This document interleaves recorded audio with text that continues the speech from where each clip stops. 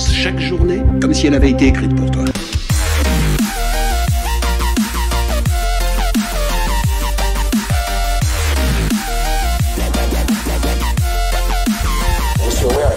Bonjour à tous et bienvenue. Donc on est là aujourd'hui pour faire un test, donc un test de micro-cravate. Lequel est le mieux ou pas, je sais pas. Franchement, je sais pas. Les deux sont très bien. Elles sont pas du tout au même prix, mais les deux sont très bien.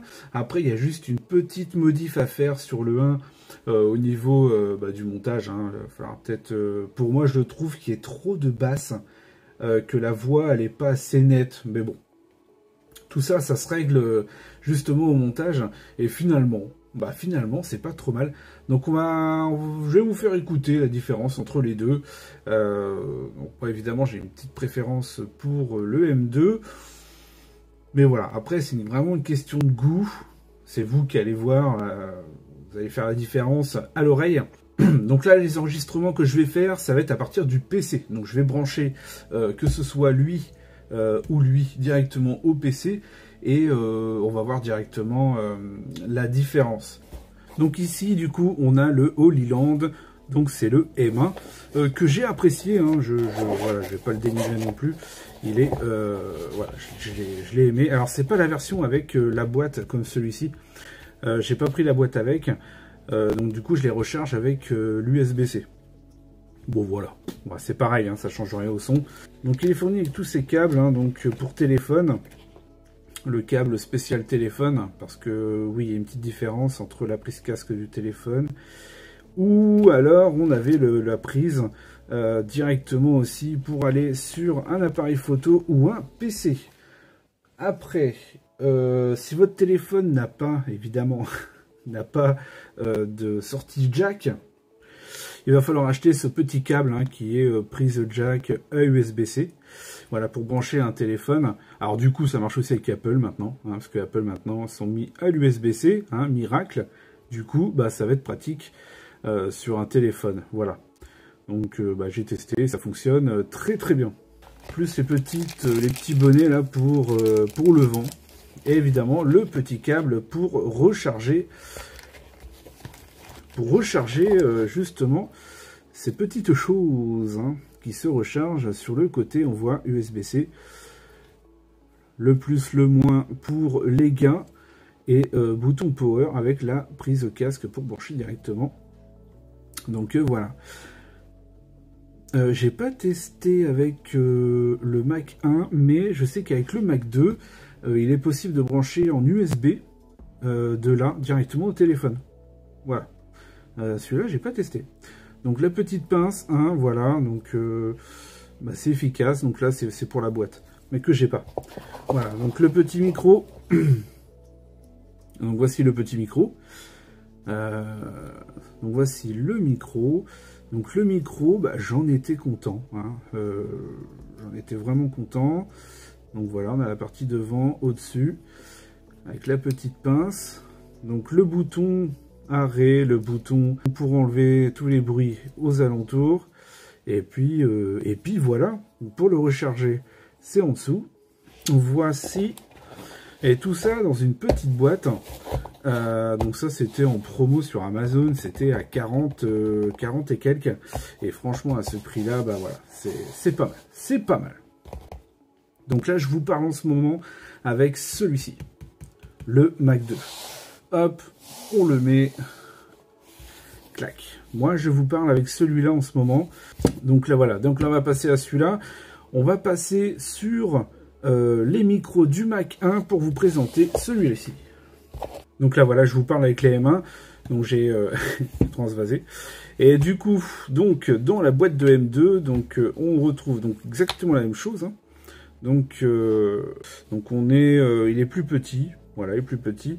Et il y a la petite roue, hein, qui permet de tourner et de voir les gains directement. Ce qui est assez pratique. Voilà, vraiment, ça permet de voir où est-ce qu'on en est. Au niveau des gains, il y a une petite lumière là qui s'allume en dessous. Moi, je vais vous faire voir. Là, on sort celui-là. Clac, ça se connecte automatiquement. C'est magique. Voilà, donc là, on voit qu'au niveau des gains, on était au max. Et clac. Donc, très discret. Mais vraiment très discret. Avec le petit aimant derrière. Ça, le petit aimant, super sympa. Ça tient super bien, ça ne bouge pas. Et le son est vraiment sympa. Donc là, c'est un petit autocollant, hein, parce que c'est fourni avec des petits smileys, des petits trucs, voilà, qui permet de cacher. Sinon, ça ressemble à ça. Voilà. Dedans, donc voilà, on fait le tour du proprio vite fait. Donc là, il y a les petits autocollants, hein, qui permet en fait directement coller des choses dessus. Donc on choisit noir, donc c'est ce que j'ai fait avec celui-ci. Voilà, hein, j'ai mis du noir dessus. Pour la discrétion, on peut mettre du blanc, on peut mettre des petits smileys et tout. Voilà, après les goûts, les couleurs, n'importe. Avec le Mac 2, on a une petite pochette de transport. Voilà. On a donc le câble de recharge, hein, évidemment.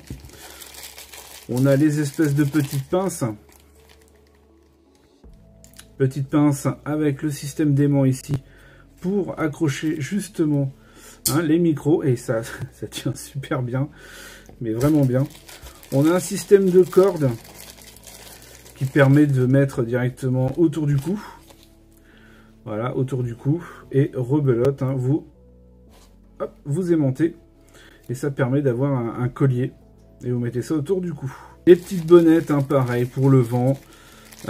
Ça j'ai pas testé parce que je fais pas de l'extérieur. Et là c'est le câble pour USB-C vers Apple. Donc ce que j'ai apprécié par contre comparé au M1, clairement, c'est que quand on branche, alors ça je vais le remettre, quand on branche lui au téléphone, on peut le laisser brancher et écouter ce qu'on a enregistré. Voilà, avec le M1, on ne peut pas. On est obligé de débrancher la prise du téléphone pour pouvoir écouter ce qu'on a enregistré. Ouais, c'est con. C'est bizarre.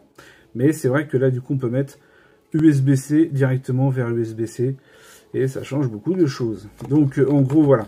Donc là, je vous parle. Là, on va faire le test du son. Maintenant qu'on a vu vite fait, hein, un petit peu... ouais, voilà, un petit peu à quoi s'attendre. Donc voilà, on est sur le M1. Donc le son, hein, voilà, à ce prix-là, on est très très bien. C'est voilà, puis en plus au montage, ça se modifie super bien. On peut rajouter un tout petit peu d'aigu et ou baisser les basses. Ça dépend du logiciel, parce que d'un logiciel à l'autre, ça fera pas pareil. Là, j'enregistre avec Audacity. Si j'enregistre avec le truc de Windows, le truc banal ou OBS, on n'aura pas tout à fait la même chose. Donc voilà. Donc c'est un peu compliqué. Donc là, moi, j'enregistre avec Audacity. Alors, ça sera très minime. Mais voilà, c'est juste pour vous dire qu'on peut changer automatiquement. Là, on est sur de la source qui est brute. Hein, ça n'a pas été modifié, rien du tout. Donc là, je vais passer au M2. Donc voilà, on est repassé au M2. Entre les deux, il y a un petit quelque chose qui fait que le M2 est vraiment meilleur. C'est... au niveau de la voix, c'est un petit peu plus net, malgré que c'est grave, mais c'est un petit peu plus net. Bon, on s'est dit qu'il y a une portée de 200 mètres. Alors, j'ai déjà essayé 20 mètres. Alors, 20 mètres, ouais, ça marche super bien, évidemment. Mais ah bon, après, après, on n'est plus devant les caméras et puis on se voit plus. Donc, je vois pas trop l'intérêt. Mais oui, il est possible... d'aller jusqu'à 200 mètres, même si je mettrai des gants quand même, parce que si vous avez des murs épais, des arbres, etc., voilà. Mais bon, déjà 20 mètres, c'est pas mal, hein, parce que le but, c'est de parler, mais de se voir aussi en cam. Donc 200 mètres, vous êtes plus là, en fait. Vous êtes plus là, je vois pas trop l'intérêt, mais bon, voilà. Ouais, je compte 100 mètres. Hein. 100 mètres, si vraiment il y a trop de trucs... voilà, il faut vraiment que ce soit bien dégagé. Donc voilà un petit peu pour la différence entre les deux. Voilà, c'était juste pour faire une petite comparaison entre le 1 et le 2 au niveau du son, parce que j'ai hésité. Voilà, j'ai hésité. J'ai hésité et du coup, voilà, j'ai une petite préférence pour le M2 pour ma part. Pour la petite clarté en plus de la voix. Et aussi pour le côté pratique, hein, c'est super sympa l'histoire de l'aimant, puis c'est discret, ça se voit pas, voilà, donc ça c'est cool. Donc voilà, dites-moi dans les commentaires ce que vous avez pensé de l'un ou de l'autre, si vous en avez un, un ou l'autre, ce que vous avez aimé ou pas de l'un ou l'autre. Faites-moi vos retours, car il y en a qui l'utilisent et qui ont des petits paramètres. Vous savez, s'il y a un petit quelque chose qui vous plaît pas dans votre logiciel de montage, vous avez des trucs prédéfinis. Donc j'ai une personne qui le met en ska. Pour le M1, il le met directement en ska. Comme ça, il se prend pas la tête. Il prend le fichier audio, prédéfini ska, et le son ressort beaucoup plus net. Après, le son, c'est très compliqué parce que on n'a pas tous la même oreille, on n'a pas tous la même façon de voir le son. Donc voilà, c'est un peu compliqué. Donc voilà, un petit test donc entre le M2 là que vous entendez, et je vais repasser vite fait au M1. Donc là, on est passé au M1. Donc je vais parler là, histoire de faire, voilà, de voir un petit peu la différence. Et de pouvoir aussi voir comment ça marche. Donc au niveau des saturations, c'est pas trop mal. J'ai vu pire. Et surtout, quand je parle fort ou que je crie, eh ben ça va. Voilà. Il réagit plutôt pas mal. Le réducteur de bruit, c'est pareil, c'est sympa. Mais là, autour de moi, j'ai pas vraiment de bruit. Mais j'aime pas, que ce soit sur le M1 ou le M2, j'aime pas utiliser ce genre de truc parce que ça fait un peu la voix, voilà, ça déforme un peu la voix, même si, évidemment, si vous avez un endroit où il y a beaucoup de bruit, il y a du vent, etc., on le met parce que c'est toujours mieux que rien, il n'y a pas de souci, ça marche très bien. Donc voilà, je suis repassé au M2, donc ça va vous permettre de faire un petit peu la différence entre les deux. Et si vous avez des questions, n'hésitez pas, si je peux répondre, je répondrai. En attendant, moi je vous dis bye bye, prenez soin de vous et on se retrouve très vite pour d'autres vidéos. Allez, bye bye.